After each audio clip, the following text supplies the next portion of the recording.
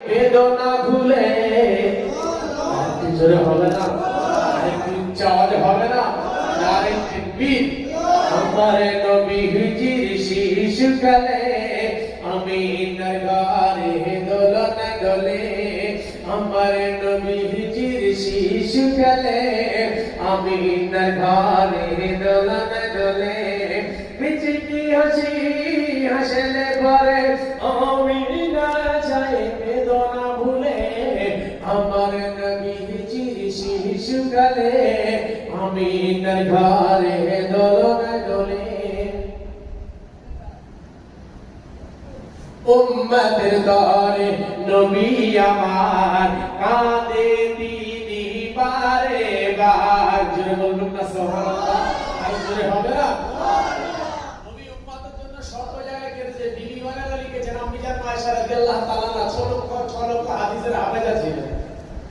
তিনি বলেন নবীর যেদিন সাবজেক্ট আমার ঘরে পড়তো আসা, যেদিন আমার ঘরে ওরা থাকা সাবজেক্ট পড়তো, আমি ঘুমিয়ে যেতাম, হঠাৎ কান্নার আওয়াজ পেতাম, ডুব ছেড়ে কাঁদত। নবীর কান্নাতে আমার ঘুমটা চলে যাওয়ার পর আমি জিজ্ঞাসা করি, ইয়া রাসূলুল্লাহ, ইয়া কি আপনাকে এই গভীর রজনীতে কে কাঁদালো? আপনি এভাবে কাঁদছেন কেন? আমেনার বেটা বলে, আয়েশা, আমি ঘুম ভেঙে গেছি, হৃদয়ের ভিতরে কপাল ভরা উম্মতি মুহাম্মাদির কষ্ট হৃদয়ে জেগে গেছে। আমার একটা ভয় লাগে, আমার উম্মত যদি আমার রাস্তা থেকে জুদা হয়ে যায়, আমার রাস্তাটা যদি ওরা হারিয়ে যায়, আমার রাস্তা থেকে যদি চলে যায়, আমি ওদের রেখে জান্নাতে চলে যাব, কিন্তু ওরা ময়দানে মাশারে শাস্তিতে থাকবে, আমি রাসূলুল্লাহ সহ্য করতে পারবো না। আর জোরে হবে না, আরে তাকবীর।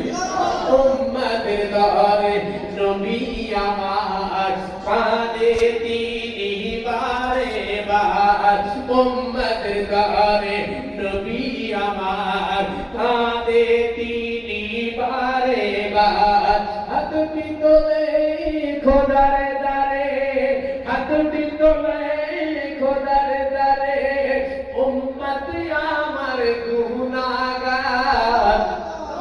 আরে জোরে হবে না, মিলে বলতে পারবে না। আমার নবী হিজির শিশুকালে আমিনার ঘরে দোলন দোলে, আমার নবী হিজির শিশুকালে আমিনার ঘরে দোলন দোলে, মিচিকি হাসি হাসলে